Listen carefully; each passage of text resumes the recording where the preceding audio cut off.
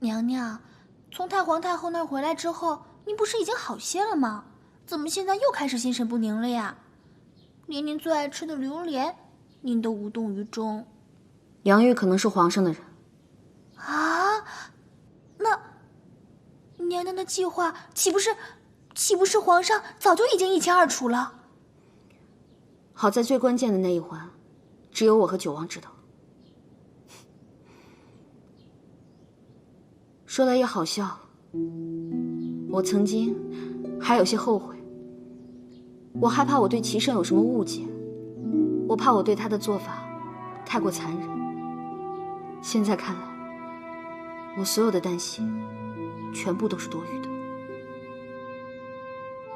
娘娘，您先别想太多，现在不是还没定论呢吗？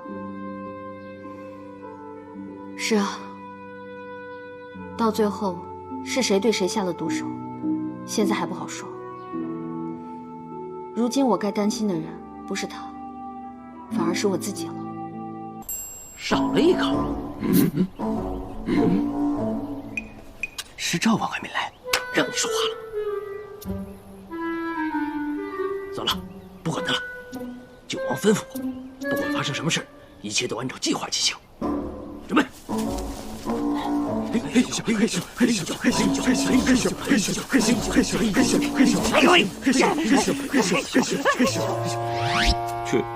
不去？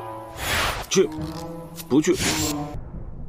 要下雨了，你们也累了，都回去歇息吧。回皇上的话，保护皇上是卑职应尽的职责，不敢懈怠。这是圣旨，难道你们要抗旨吗？都下去。是。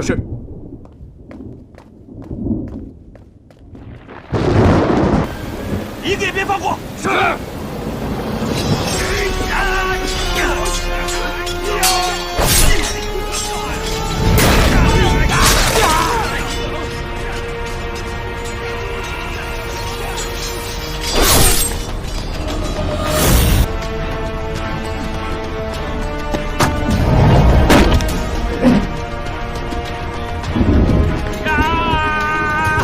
大胆刺客！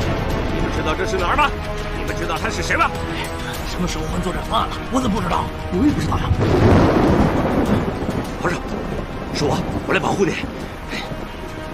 这是添什么乱？跟你们拼啦！兄弟们，上！等，我要按前。二哥，你这是……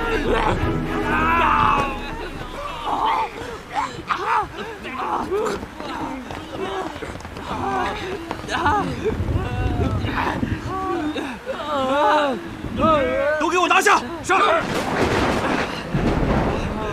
皇上，他这是……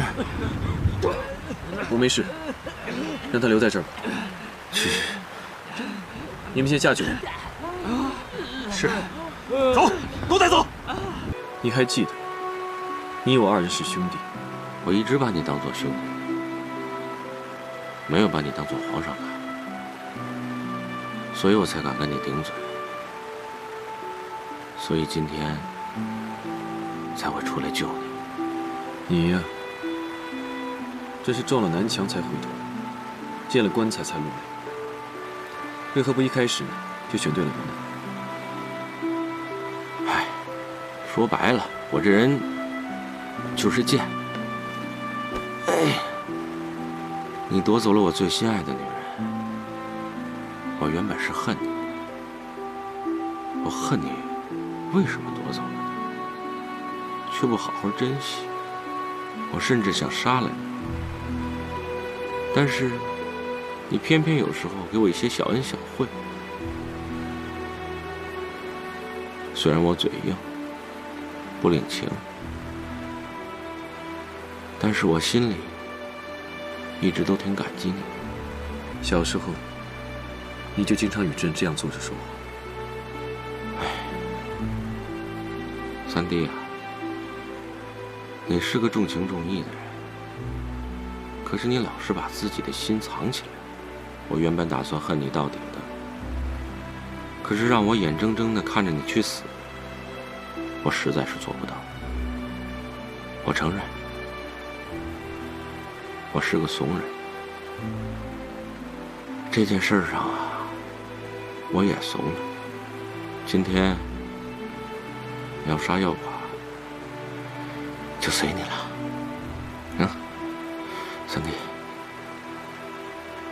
二哥，英语的事情是真对不起你。三弟，这个事情我早就想开了，不怪你。我可是曾经害过皇上的人，三弟还能信我？朕早就笃定，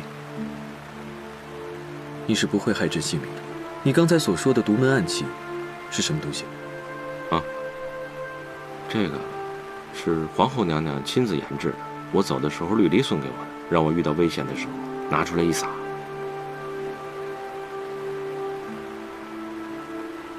野外行军赶上雷雨天气，莫要骑在高头大马上。你个子高，头顶上的盔缨又比别人高半尺，雷公就喜欢捡你这样的屁。是他。皇上想娘娘了。接下来还有很多事情要处理，顾不上想那么多。你先回去吧。皇上，启禀皇上，经过连夜拷打，那些刺客依然没有一个人招供的，有几个还咬舌自尽了。毕竟是死士，也算忠心。这样的人，朕是尊重的。传令下去，咬舌自尽的那几个死士，找个地方好好埋葬吧。皇上，那些人都是弑君之罪呀。朕从来不在乎这些蝇头小事。你应该更清楚，真正有弑君之罪的人是谁。现在，能不能问出幕后指使，已经不重要了。所谓司马昭之心，路人皆知。